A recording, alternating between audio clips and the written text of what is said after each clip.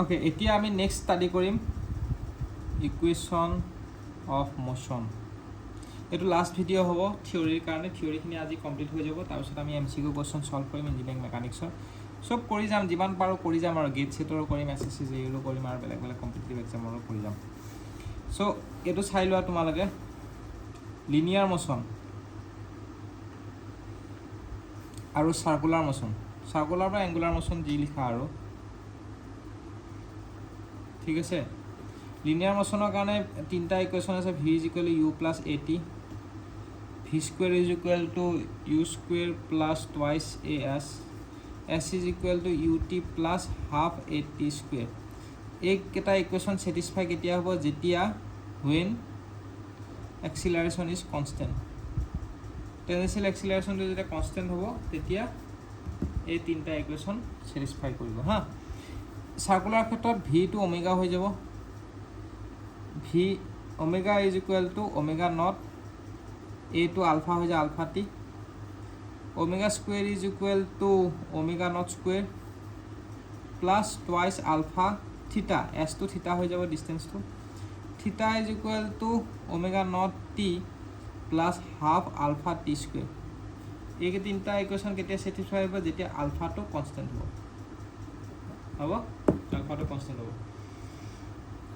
আৰু এইবিলাকতো জানাই, ইউটো কি হয়? ইউটো ইনিচিয়েল ভেলচিটি হয়, এইটো এক্সিলাৰেশ্যন হয়, টিটো টাইম হয়, ভিটো ফাইনেল ভেলচিটি হয়, এছটো ডিষ্টেঞ্চ হয়, ওমেগাটো এংগুলাৰ ভেলচিটি, এইটো ইনিচিয়েল এংগুলাৰ ভেলচিটি, আলফাটো এংগুলাৰ এক্সিলাৰেশ্যন, টিটো টাইম, থিটাটো ডিছপ্লেচমেণ্ট, এংগুলাৰ ডিছপ্লেচমেণ্ট, এইটো থিটাটো।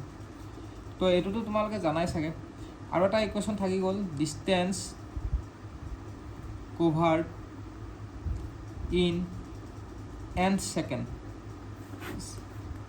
কিবা এটা ছেকেণ্ড চাপ'জ 5 নম্বৰ ছেকেণ্ডটোত কিমান ট্ৰেভেল হ'ল? গোটেই ছাপ'জ t = 0 পৰা t = 5লৈকে কিমান ডিষ্টেঞ্চ ট্ৰেভেল হ'ল এইটো আমাক সোধা নাই। আমাক সুধিছে যে t = ছাপ'জ 4th ছেকেণ্ডটোত, ইয়াতে 0 1 2 3 4 5লৈকে গৈছেতো, তো 4 নম্বৰ ছেকেণ্ডটোত কিমান ডিষ্টেঞ্চ ট্ৰেভেল হ'ল, এনেকৈ 4th ছেকেণ্ড। চ' সেইকাৰণে এইটো জেনেৰেলাইজ হিচাপে n ছেকেণ্ড বুলি লিখিছোঁ। n ছেকেণ্ডত কিমান ট্ৰেভেল হৈছে? n ছেকেণ্ডত ট্ৰেভেল হৈছে, এইটো তাৰ ইকুৱেশ্যন আছে Sn = U + a/2 twice n - 1, এইটো হ'ব। Sn = U + a/2 twice n - 1, এইটো হ'ব। বুজি পাইছা? এতিয়া তোমালোকে এটা কথা জানিব লাগিব, ইউ মানে কি হয়? ইউটো ইনিচিয়েল ভেলচিটি, Sn মানে তোমালোকৰ এইটো 4th ছেকেণ্ডটোত কিমান ট্ৰেভেল হৈছে। তো S4 যদি ওলাব দিয়ে পাৰিবা তেনেকৈ প্লেচ কৰি দিবা। n মানে কি হয়? nটো হ'ব নাম্বাৰ অফ ছেকেণ্ড, যোনটো ছেকেণ্ড ওলাব দিছে। ছাপ'জ 4th ছেকেণ্ডত ওলাব দিছে, তো n = 4 হ'ব। 5th ছেকেণ্ডত ওলাব দিয়ে যে n = 5 হ'ব, তেনেকুৱা। তো এইটো হেৰিৰ লগত, এই ইকুৱেশ্যনটোৰ লগত চিমিলাৰ হয়। S = UT + হাফ AT² ইকুৱেশ্যনটো যে আছে তাৰ লগত অকণমান চিমিলাৰিটি আছে। তো ইয়াৰ ঠাইত Sn লিখিবা, ইয়াতে টিটো নাইকিয়া কৰি দিবা, ইউ লিখিবা। তাৰপিছত কি কৰিবা? হাফ এ, হাফ এ মানে a/2 মানে হাফ এ হয়, হাফ এ t² ঠাইত আমি লিখিম, মানে ইয়াতে টিটো নাথাকে, আমি টিটো মডিফাই কৰিছোঁ হয়নে? ইয়াতো টিটো উঠাই দিব লাগিব। আৰু হাফ এ এইটো হ'ব তোমাৰ twice n - 1, twice n - 1, টিৰ ঠাইত আমি লিখিম twice n - 1।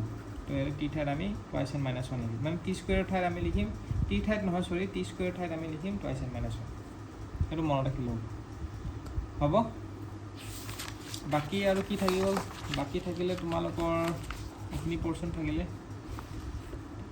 যেনেকৈ তোমাৰ ভেলচিটি আৰু এইটো হ'ল এক্সিলাৰেশ্যন দেই। ভেলচিটিটো আমি এনেকৈ লিখিব পাৰোঁ, এইখিনি অলপ পঢ়াইছিলোঁ আগতে, হ'লেও পঢ়াই দিছোঁ। v = dx/dt, এক্সিলাৰেশ্যন হ'ব dv/dt। ভেলচিটি আৰু এক ধৰণে লিখিব পাৰি, y ডাইৰেকশ্যনৰ ক্ষেত্ৰত dy/dt হ'ব।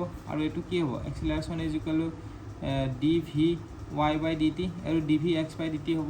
এইটো x, এইটো y, এইটো x, এইটো y। Velocity in x direction, y direction, এইটো y ডাইৰেকশ্যন। তো ৰিজাল্টেণ্ট ভেলচিটি কি হ'ব? vx² + vy²। এইটো ৰিজাল্টেণ্ট এক্সিলাৰেশ্যন কিমান হ'ব? ax² + ay² হয় নাই? তো এইটো মনত ৰাখিলা। নেক্সট আহিব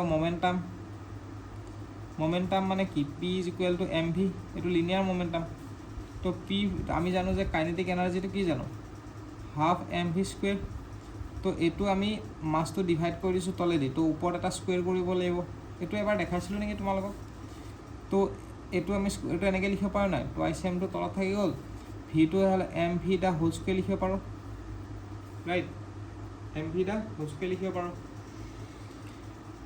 চ' এম ভি মানে কি হয় পি হয় তো পি স্কুৱেৰ ডিভাইড বাই টুৱাইছ এম লিখিব পাৰোঁ কাইনেটিক এনাৰ্জিটোক আমি কি লিখিব পাৰোঁ পি স্কুৱেৰ ডিভাইড বাই টুৱাইছ এম হ'ব ইম্পালছ মানে এফ টি হয় অকণমান আগত মই বুজাইছিলোঁ তোমালোকক ইম্পালছ মানে এতিয়া ইম্পালছটো চাই লোৱা ইম্পালছ মানে কি হ'ব ইম্পালছ মানে ইণ্টিগ্ৰেশ্যন এফ ডি টি হ'ব বা এফ টি বুলিও লিখিব পাৰা ইম্পালছ হ'ব তাৰপিছত তোমালোকৰ আচ্ছা কলিজনৰ ক্ষেত্ৰত তোমালোকৰ এই যে কলিজনৰ প্ৰব্লেমটোৰ ক্ষেত্ৰত এটা বস্তু থাকি গ'ল কনজাৰ্ভেশ্যন অফ এংগুলাৰ মোমেণ্টাম এইটো শিকাইছিলোঁ চাগে ন শিকাইছিলোঁ কনজাৰ্ভেশ্যন অফ লিনিয়াৰ মোমেণ্টামটোত তোমাৰ m1 u1 plus m2 u2 equal m1 v1 plus m2 v2 এইটো লিনিয়াৰ মোমেণ্টাম এংগুলাৰ মোমেণ্টামৰ ক্ষেত্ৰত তোমালোকে লিখিব লাগিব এমৰ ঠাইত আই লিখিবা ইউৰ ঠাইত ওমেগা লিখিবা i1 omega 1 equal two i2 omega 2 এইটো এংগুলাৰ মোমেণ্টামৰ ক্ষেত্ৰত ঠিক আছে নেক্সট তোমালোকে চিম্পুল হাৰ্মনিক মোশ্যনটো চাই লোৱা কি হয় simple harmonic motion next আহিব simple harmonic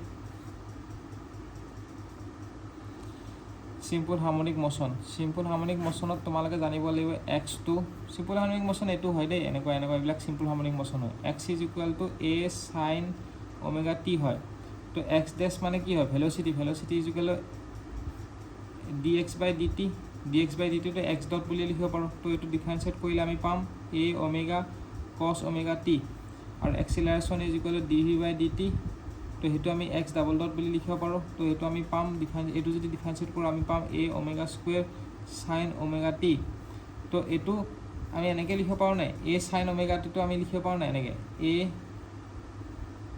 ওমেগাটো যদি বাহিৰত লৈ আহোঁ তাৰপিছত এইটো আমি দুটা স্কুৱেৰ আছে না এটা বাহিৰত লৈ আহিলোঁ a sin ওমেগা টি এনেকৈ লিখিব পাৰোঁ তো মাইনাছ ওমেগা এইটো মানে কি হয় এক্স হয় তো মাইনাছ এ এক্স লিখিব পাৰোঁ এক্সিলাৰেশ্যন মানে মাইনাছ এ এক্স বুলি লিখিব পাৰোঁ হ'ব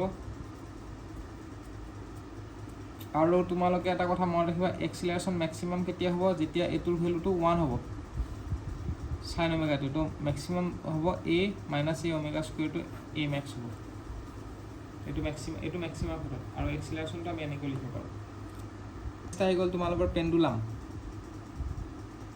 পেণ্ডুলাম আহিলে পেণ্ডুলামটো তোমালোকে জানিব লাগিব টাইপছ অফ পেণ্ডুলাম কি আছে এটা আছে চিম্পুল পেণ্ডুলাম ঠিক আছে এটা আছে তোমালোকৰ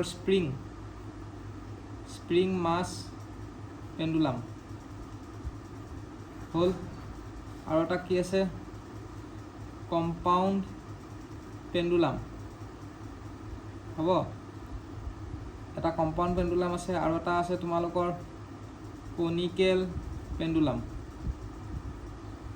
তো পেণ্ডুলাম কেইটা আছে চাৰিটা পেণ্ডুলাম আছে এটা চিম্পুল পেণ্ডুলাম এটা স্প্ৰিং মাছ পেণ্ডুলাম এটা হ'ল কম্পাউণ্ড পেণ্ডুলাম আৰু এটা হ'ল কনিকেল পেণ্ডুলাম তোমালোকে মনত এটলিষ্ট এই তিনিটা মনত ৰাখিব লাগিব চিম্পুল পেণ্ডুলাম স্প্ৰিং মাছ পেণ্ডুলাম আৰু কম্পাউণ্ড পেণ্ডুলামটো তাৰ আগতে তোমালোকে জানিব লাগিব যে এই যে স্প্ৰিং আছে তাতে স্প্ৰিং কনষ্টেণ্ট থাকে নাই কি হয় নাই আৰু ইয়াৰ এটা এংগুলাৰ ভাইব্ৰেশ্যন থাকিব মানে এংগুলাৰ মোশ্যন এটা থাকিব নাই এংগুলাৰ ডিছপ্লেচমেণ্ট কাৰণ সি বস্তুটো এনেকৈ ভাইব্ৰেট কৰাৰ লগে লগে এটা চিম্পুল হাৰ্মনিক টাইপ মোশ্যন এটা আহিব মোশ্যন এটা অহাৰ কাৰণে কি হ'ব ওমেগাটো আহিব হয় নাই তো মনত ৰাখিবা ওমেগা ইজ ইকুৱেল টু ইয়াৰ এংগুলাৰ ফ্ৰিকুৱেঞ্চিটো কি হ'ব ইয়াতে এংগুলাৰ ফ্ৰিকুৱেঞ্চি এইটো ওমেগা মানে কি হয় ওমেগা মানে এংগুলাৰ ভেলচিটি নহয় ইয়াতে ওমেগা মানে এংগুলাৰ ফ্ৰিকুৱেঞ্চি ধৰিছে কাৰণ এটা ফ্ৰিকুৱেঞ্চি থাকিবতো স্প্ৰিংটো এইখিনিলৈকে টানি যদি এৰি দিয়ে এনেকৈ যাব এনেকৈ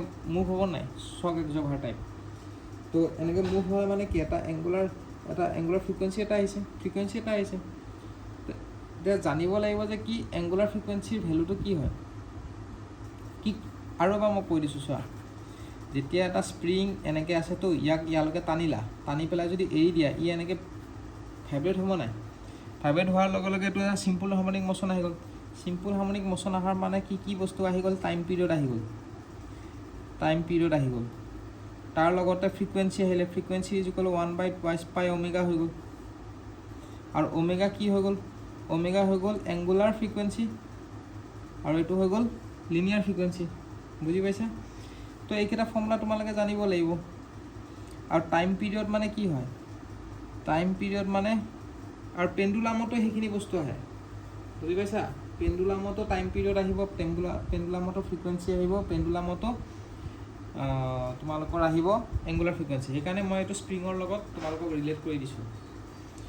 time period is equal 1/2 frequency হ'ব। যদি time period is equal 1/2 frequency হয় তো আমি এইটো এংগুলাৰৰ ক্ষেত্ৰত কি লিখিব পাৰোঁ?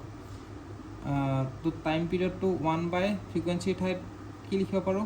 2π, 1/2π হ'ব ওমেগা। 2πটো ওপৰত উঠি যাব, তো 2π ওমেগা। তো time period is equal 2π omega লিখিব পাৰোঁ নে নাই? এতিয়া ওমেগা মানে কি জানিব লাগিব, এংগুলাৰ ফ্ৰিকুৱেঞ্চি। ওমেগা হ'ল তোমালোকৰ √k/m।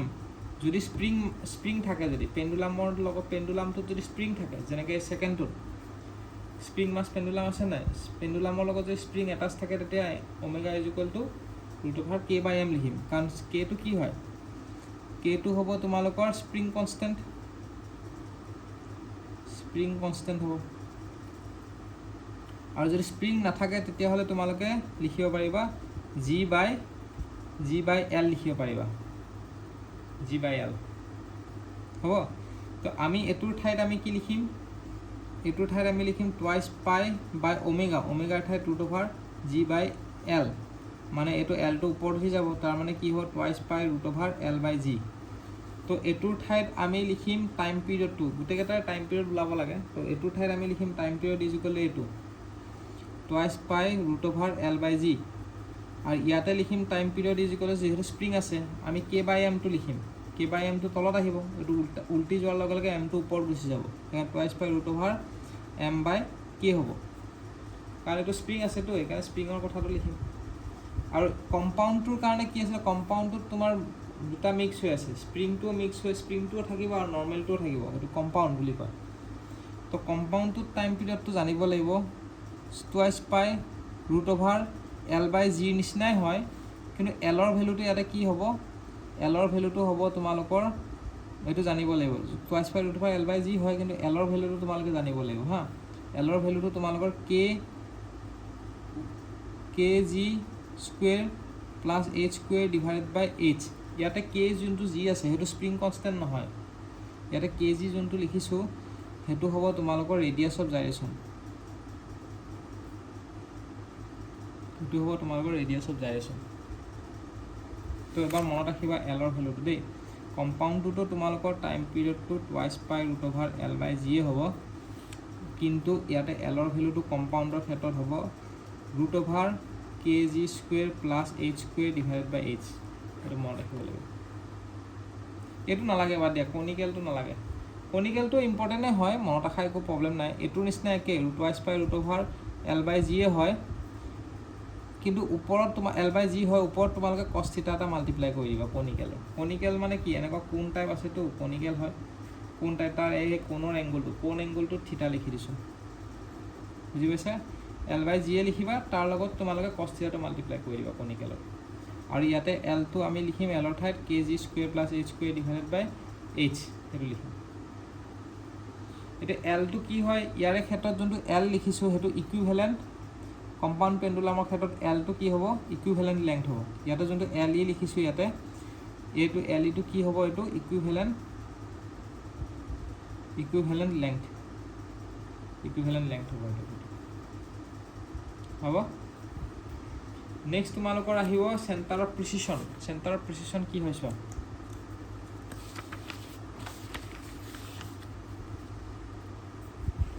চেণ্টাৰ অফ প্ৰিচিশ্যনটো ইয়াৰ পৰা চাই লোৱা তোমালোকে, বেটাৰ হ'ব। এইটো চেণ্টাৰ অফ প্ৰিচিশ্যন হয়নে? চেণ্টাৰ অফ প্ৰিচিশ্যন মানে কি হয়? চেণ্টাৰ অফ প্ৰিচিশ্যন মানে কি হ'ব তোমালোকে চোৱা। when a point at which a blow may be stuck on a suspended body on a suspended so that the reaction at the support is 0 মানে কি কৈছে সাপোজ এনেকুৱা এটা বাৰ এটা ওলমাই থৈ দিছা সেই বাৰটোত কোনটো জায়গাত তুমি ফোৰ্সটো মাৰিলে ইয়াতে ৰিয়েকশন ফোৰ্সটো 0 হ'ব যোনটো জায়গাত ফোৰ্স মাৰিলে এই বাৰডাল য'ত ওলমি আছে তাৰ ৰিয়েকশন ফোৰ্সটো য'ত 0 হ'ব হে সেন্টাৰ হে পইণ্টটোকে আমি কি বুলি ক'ম সেন্টাৰ অফ প্ৰিকিউশন প্ৰিসিশন নহয় সৰি প্ৰিকিউশন সেন্টাৰ অফ প্ৰিকিউশন বুলি ক'ম বুজি পাইছা সেইটোৱে এটা সেন্টাৰ অফ প্ৰিকিউশনটো আৰু এটো হৈ গ'ল তোমাৰ এটো সাপোজ এটো সেন্টাৰ অফ প্ৰিকিউশন আৰু এটো কিটি হ'ব এই পইণ্টটো হ'ব তোমাৰ সেন্টাৰ অফ গ্ৰেভিটি জি তো জি আৰু সিৰ মাজৰ ডিসটেন্সটো কিমান হ'ব জি আৰু সিৰ মাজৰ ডিসটেন্সটো আমাৰ হ'ব স্মল এল এটো স্মল এল হ'ব আৰু স্মল এলৰ ভ্যালুটো হ'ব কেজি স্কয়াৰ ডিভাইড বাই এইচ মানে এইখিনি জায়গাত আমি যদি হিট কৰোঁ সাপোজ এটা ৰড এটা আমি এনেকৈ ওলমাই থৈ দিছোঁ এটো হিঞ্জটোত আমি এটা ৰড ওলমাই থৈ দিছোঁ ঠিক আছে আমি কোনটো জায়গাত হিট কৰিলে সাপোজ এইখিনি জায়গাত হিট কৰাৰ কাৰণে ইয়াতে ৰিয়েকশনটো 0 হৈ গৈছে যোনটো পইণ্টত হিট কৰাৰ কাৰণে ৰিয়েকশন এটা পইণ্টে থাকিব তেনেকুৱা য'ত মানে হিট কৰিলে ইয়াৰ ৰিয়েকশন ফোৰ্সটো 0 হৈ যায় সেই পইণ্টটোকে আমি কম সেন্টাৰ অফ প্ৰিকিউশন আৰু এইখিনি জায়গাত সেন্টাৰ অফ প্ৰিকিউশন সদায় সেন্টাৰ অফ গ্ৰেভিটিৰ তলত থাকে আৰু সেন্টাৰ অফ গ্ৰেভিটি আৰু সেন্টাৰ অফ প্ৰিকিউশনৰ মাজৰ ডিসটেন্সটো এল তো এল ইজ ইকুৱেল টু আমি এই মাত্ৰ যে পাইছিলোঁ √kg square plus h square divide by h তো ইয়াতে তোমালোকে কি কৰিব লাগিব এই পোৰ্শনখিনি লৈ ললে হ'ল এটোটো পেন্ডুলামৰ ক্ষেত্ৰত আছিলে কম্পাউণ্ড পেন্ডুলামৰ কাৰণে ইয়াতে তুমি এটো ল'ব নালাগে ইয়াতে এলৰ ডিসটেন্সটো এটো ল'বা মনত ৰাখা ট্ৰিক্স হয় দেই এটো এলৰ ডিসটেন্সটো এটো ল'বা kg square divide by h এটো ল'বা হ'ব ইয়াতে এটো ল'লে হ'ল kg square divide by h আৰু √টো নালাগে হা তো এটো হৈ গ'ল আমাৰ এলৰ ডিসটেন্সটো এটো সেন্টাৰ অফ প্ৰিকিউশন আৰু ডিএলএম্বাৰ্স প্ৰিন্সিপালটো কি হয় চাই ল ডিএলএম্বাৰ্স প্ৰিন্সিপাল কি হয় ডিএলএম্বাৰ্স প্ৰিন্সিপাল হ'ব তোমালোকৰ এটা সোৱা D'Alembert's principle it is used to analysis the D'Alembert's principle মানে মই তোমালোকক কৈ দিওঁ ডাইনামিক প্ৰবলেমটো ষ্টেটিক ইকুইলিব্ৰিয়ামলৈ কনভাৰ্ট কৰে ডিএলএম্বাৰ্স প্ৰিন্সিপাল এইবিলাক সেন্টেন্স পঢ়িলে তোমালোকে বুজি নাপাবা মই ডাইৰেক্ট কৈ দিছোঁ যোনটো ডাইনামিক প্ৰবলেম আছে it is used to analyse the dynamic problem which can be reduced into a static equilibrium problem মানে ডাইনামিক প্ৰবলেমটো ষ্টেটিক ইকুইলিব্ৰিয়ামলৈ কনভাৰ্ট কৰে হেতু কোনে কনভাৰ্ট কৰে ডিএলএম্বাৰ্স প্ৰিন্সিপালে কনভাৰ্ট কৰে কেনেকৈ কনভাৰ্ট কৰে চাই লোৱা এটো লিখিছো ডিএলএম্বাৰ্স প্ৰিন্সিপাল ডিএলএম্বাৰ্স প্ৰিন্সিপাল কি হয় আমাৰ ষ্টেটিক ইকুইলিব্ৰিয়াম কন্ডিশনত কি আছে সামেশন অফ fx = 0 আসলে এটো হল ষ্টেটিক ইকুইলিব্ৰিয়াম और डायनेमिक इक्विलिब्रियम কি আছিল সামেশন fx = ma এটো আছিল তো এই ডাইনামিক